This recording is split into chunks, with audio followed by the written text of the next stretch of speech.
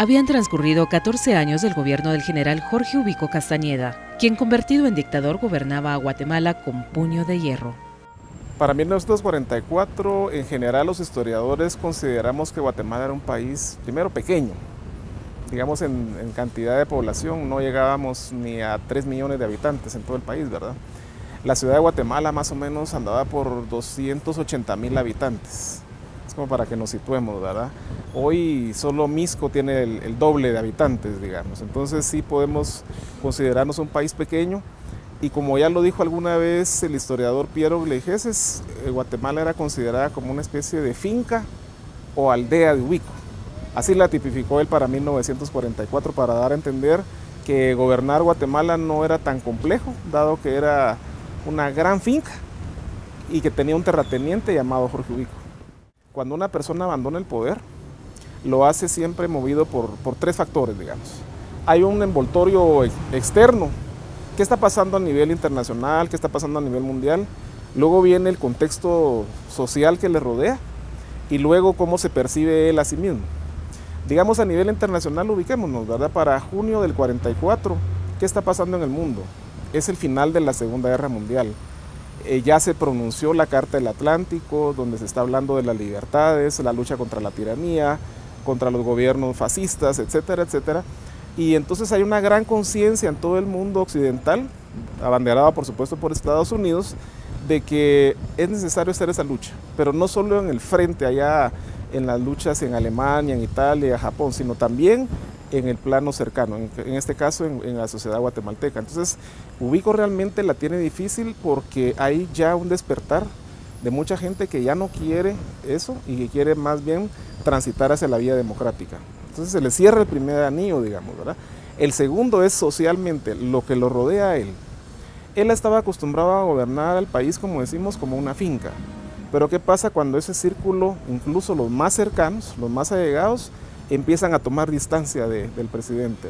Cuando él ya no se siente amparado y protegido, hay dudas.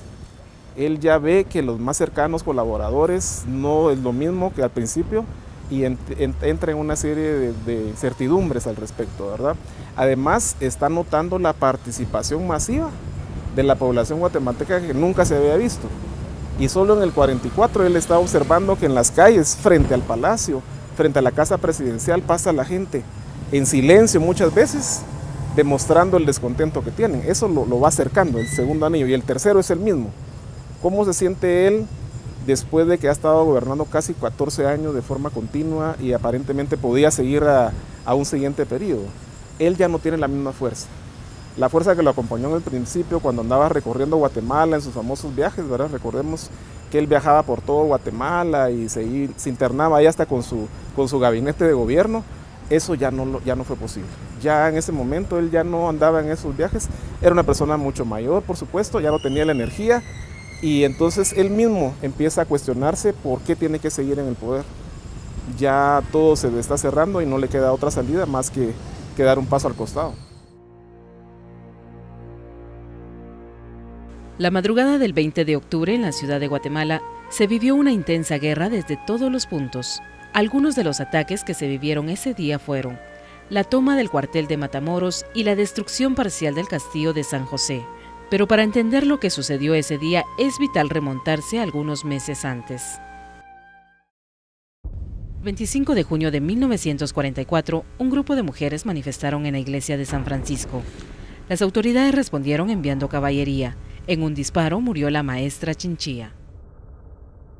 Guatemala estaba asediada, era una sociedad muy controlada, era una sociedad en la que la gente no se manifestaba.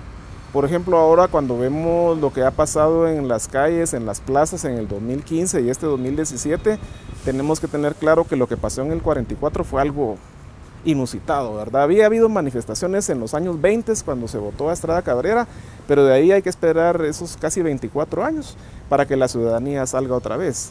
Entonces imaginémonos, si a los hombres, a los varones les costaba manifestarse porque había mucho temor, ¿cuánto más a las mujeres? Que habían sido un sujeto que había estado relegado, digamos. Sin embargo, las mujeres sí estuvieron presentes porque a lo largo del 44 lograron aglutinarse, ¿verdad?, en diferentes organizaciones, en algunos casos de carácter civil, algunos en otros de carácter religioso, por ejemplo estaban las damas católicas y estaban también las mujeres que estaban vinculadas ya a procesos un poquito más de lucha, como el caso del magisterio. El magisterio que tenía una actitud muy confrontativa con respecto a la dictadura de Ubico, y donde estas mujeres, más o menos se calcula que hay 300 mujeres maestras que salen a las calles esos días, y particularmente esta del 25 de junio, ¿verdad? Donde ella perdió la vida en una manifestación pacífica. Ellas simplemente andaban en fila demostrando su descontento, pero fueron víctimas de ataques cobardes, por así decirlo, de la caballería del general Ubico en ese momento. 311 ciudadanos elaboraron un memorial para manifestar su desacuerdo a la suspensión de garantías. Y Ubico, agobiado por una grave enfermedad que ya padecía y viendo la firma en el memorial de personas que conocía, decidió renunciar el 1 de julio. El 1 de julio es el día que renuncia el presidente Ubico. Una semana antes, 23, por ahí 24 de junio, fue cuando los 311 profesionales plantearon un manifiesto que se volvió célebre y es un ícono de la revolución. ¿Por qué? Muy sencillo. Lo que sucede es que el presidente Ubico había manifestado que tenía la intención de tener la paz otra vez en Guatemala, porque él decía que había un sobresalto, que muchos bochinches y todo eso, y planteó la restricción de garantías. Y de hecho emitió un decreto para que Guatemala estuviera, según él, pacificada a través de restringir ciertas garantías, ¿verdad? Ya se imaginan ustedes lo que corresponde a no movimientos, no organizaciones, no presentaciones públicas y todo ello. Y entonces los señores profesionales y universitarios de ese 23 de junio presentan una nota que se la enviaron directamente al presidente Ubico, en donde le hacían ver que no estaban de acuerdo con esa actitud de estar restringiendo las garantías. ¿Por qué? Porque el argumento del general Ubico era, imagínense, que lo que estaba pasando en Guatemala era una réplica de los movimientos fascistas y del nacionalsocialismo alemán, digamos, y que había que combatir esos movimientos y que para poderlo hacer él necesitaba que el país estuviera pacificado. Y por eso es que los 311, gente muy cercana de hecho al general Ubico en algunos casos, plantearon la necesidad de que no se restringieran las garantías y de una vez le proponen que renuncie a la presidencia, que ya no está apto para dirigir al país y que se basan en la Carta del Atlántico, en la lucha por las libertades, y finalmente ese es como la gota que derramó el vaso, porque algunos consideran que cuando el general Ubico leyó esa carta, calzada por las personas notables más importantes de aquella época, y como digo, algunos cercanos a él al parecer se sintió ofendido de que incluso hubiera habido una especie de traición. Por lo tanto, ese documento de los 311 sí es fundamental. Lo correcto, de acuerdo a la Constitución que regía, era entregar el poder al primer designado a la presidencia, general Demetrio Maldonado, o al segundo general Pedro Reyes Reinelas. Lo que hizo fue convocar a dichas personas y exigirle la renuncia a las que acompañó la suya, para ser entregada por el secretario de Relaciones Exteriores, licenciado Carlos Salazar Argumedo, a la Asamblea Legislativa. Después nombró una junta militar compuesta por los generales Federico Ponce Baides, Buenaventura Pineda y Eduardo Villagrán Ariza. Podríamos decir que en el ejército siempre hubo fisuras, ¿verdad? Y las fisuras las logró zanjar, afortunadamente para ellos mismos, el mismo presidente Ubico. La figura de Ubico era tan fuerte, tan carismática y tan dominante, que lograba que las diferencias las pudo lograr contener, digamos. Entonces los partidarios del general Ubico al final se inclinaron también por Federico Ponce Baides, y él a lo interno no tuvo mayores problemas. Sin embargo, los mismos que estaban luchando contra el general Ubico fueron los mismos que salieron a las calles nuevamente. Es decir, ellos no se tragaron el cuento de que había un nuevo presidente, sino pensaron que era lo mismo, que era Ubico encarnado en la figura de Federico Ponce Baides. En sesión celebrada por la Asamblea Legislativa, se canceló la Junta Militar y nombró presidente provisorio al general Federico Ponce Baides. El descontento fue general, y viendo que Ponce Baides convocaba elecciones para diciembre del mismo año, en las que él sería candidato, quienes conspiraban ya para cambiar la situación se dieron cuenta que la única posibilidad existente era por medio de un golpe militar. En la noche del 19 y 20 es como el culmen de todo un proceso.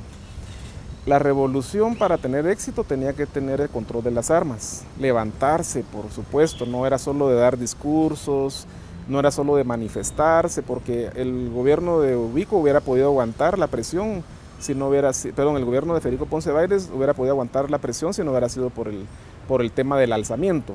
Entonces la planificación de ese alzamiento que ocurrió básicamente de la noche del 19 al 20 de octubre fue muy importante, muchos factores. Carlos Saldaña Sandoval, estamos hablando de personas del ejército, gente que tiene la capacidad estratégica para poderse levantar en armas y que hace falta confluir con otras personas. Por ejemplo, ahí entra justamente Francisco Javier Arana. Francisco Javier Arana era un oficial de línea, es decir, que había estado en el ejército, pero no había ido a la escuela politécnica. No era un pensador, digamos, sino una persona que había luchado en los combates, por así decirlo, ¿verdad? Entonces, gente así, Carlos Saldaña Sandoval necesita también de alguien como él, pero por supuesto de alguien como Jacobo Arbenz, era el capitán que también tiene la estrategia y además los vínculos con la sociedad civil, porque Federico Ponce Bailes se está enfrentando a una situación inusitada, la confluencia de civiles y militares. Y ahí es donde entra Carlos Saldaña Sandoval, una visión militar en confluencia con Jacobo Arbenz, unir las fuerzas de Francisco Javier Arana y su experiencia y sobre todo quien era el que tenía el control de los tanques que estaban ubicados justamente ahí, ¿verdad? Entonces en la Guardia de Honor era importante asumir el control. Y Francisco Corado era el jefe de ese lugar militar, digamos, de la Guardia de Honor. Entonces la clave era tomar la Guardia de Honor, porque si se tomaba la Guardia de Honor se tenía la artillería pesada. Al tener la artillería pesada ya se podía dirigir a los otros dos frentes, ¿verdad? Que era San José, básicamente, ¿verdad? Y entonces si no se podía, y Matamoros el otro, de lo contrario hubiera sido muy complicado. Recientemente se había reorganizado la Guardia de Honor para ser un regimiento motomecanizado y dentro del programa de ayuda militar de los Estados Unidos, entre otro tipo de armas, habían mandado 2 baterías de obuses 105 milímetros, una para la Guardia de Honor y otro para el fuerte de San José. El mayor Carlos Saldaña Sandoval recién había regresado de los Estados Unidos de hacer un curso sobre esas armas. Tenían piezas de artillería francesa Saint-Chamond 75 milímetros, que eran de la Primera Guerra Mundial. Al llegar Ponce al poder, cambió el 14 de octubre al ministro de la Guerra General José Reyes, por el del mismo grado Daniel Corado, quien a su vez nombró jefe de la Guardia de Honor a su primo también general Francisco Corado, en lugar del general Encarnación de León Corzo. En esos días, Saldaña Sandoval recibió la orden de entregar una de las 2 baterías 105 al fuerte de San José, pero ya comprometido en el levantamiento, entregó los obuses pero sin percutor, lo que los inutilizaba.